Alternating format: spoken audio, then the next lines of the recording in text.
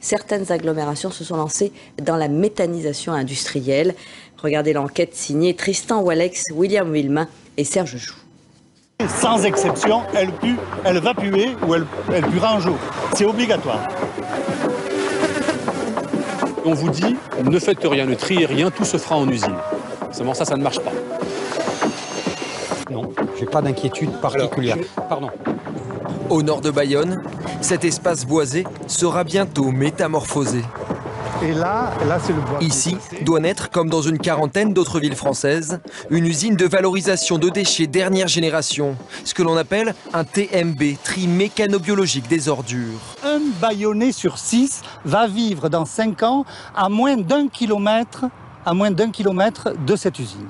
Ici, le projet inquiète, car des usines TMB, il en existe déjà 5 en France, et les retours, c'est qu'ils mettent des vaporisateurs de parfum pour essayer de cacher l'odeur. Catastrophique, selon ces riverains, venus interpeller le responsable de l'écoquartier tout proche. À Montpellier, c'est le même système. Il y a des odeurs terribles. On ne parle que de celles qui ne marchent pas, mais parce que c'est l'intérêt de ces messieurs, de celles qui ne marchent pas. Pardon, monsieur, moi je ne suis pas chargé des dossiers. Je ne suis pas à Montpellier, ça ne fonctionne pas. Non, mais là, vous à êtes... Valence, ça ne fonctionne pas. Madame, encore une fois, je n'ai pas le plaisir de vous connaître, mais allez prendre vos sources, retournez à Montpellier, retournez à Valence. Je pense que les choses ont évolué. Direction Montpellier, où depuis 3 ans, les habitants du quartier Gare au Sud n'en peuvent plus. C'est une odeur un peu alcoolisée, ça vous soulève le cœur. Entre l'œuf pourri et les déchets fermentés. On a plus que ras-le-bol. On nous a dit que les mouches, ça n'était pas sale. Près de chez eux, une usine longtemps présentée comme la solution écolo.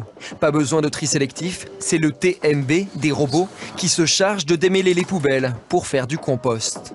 Dans les sacs, vous avez des restes de repas, des restes de préparation de repas. Donc c'est tous ces déchets-là qu'on va s'efforcer de récupérer au travers de cette chaîne de tri pour les mettre en méthanisation et derrière en faire du compost. Mais malgré ces équipements titanesques, 90 millions d'euros investis, il semble difficile d'obtenir un compost utilisable en agriculture. Vous voyez, on a encore un petit peu de verre, on a encore un petit peu de plastique. Donc là, normalement le verre est dans le compost. non, mais clairement, c'est bien pour ça qu'on a une ligne d'affinage pour effectivement enlever tous ces éléments-là. Et ça fait pas peur aux agriculteurs justement? Non, parce que quand on a affiné, il n'y en a plus, quoi. Mais que deviennent vraiment les dizaines de milliers de tonnes de matières produites? Pour le savoir, nous suivons avec un riverain l'un des nombreux camions de l'usine TMB. 15 km, notre voyage s'arrête ici. Voilà, le produit qu'on est censé valoriser, il est mis en décharge.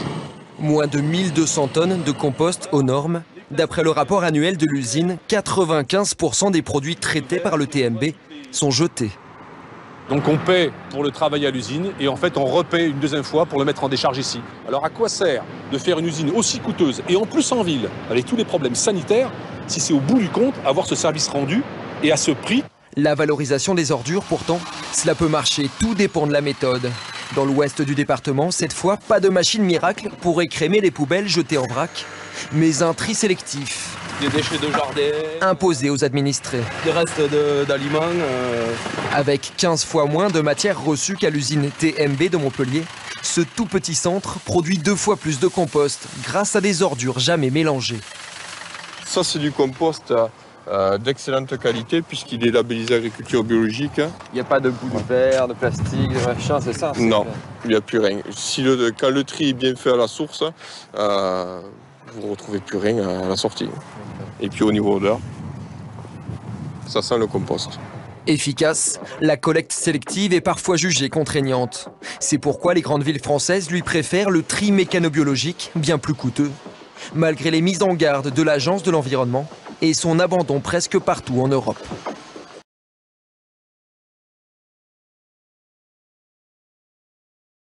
Produire du compost et du gaz à partir de nos ordures ménagères, sur le papier, c'est un coup de pouce en faveur de l'environnement.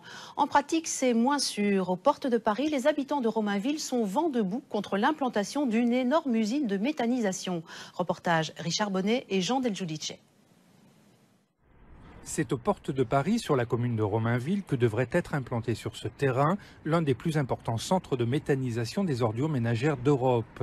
Ce procédé consiste à produire du gaz à partir de la fermentation des ordures, ce qui inquiète les riverains. C'est un projet qui comporte des risques importants en termes de nuisances dues aux odeurs, mais également sanitaires.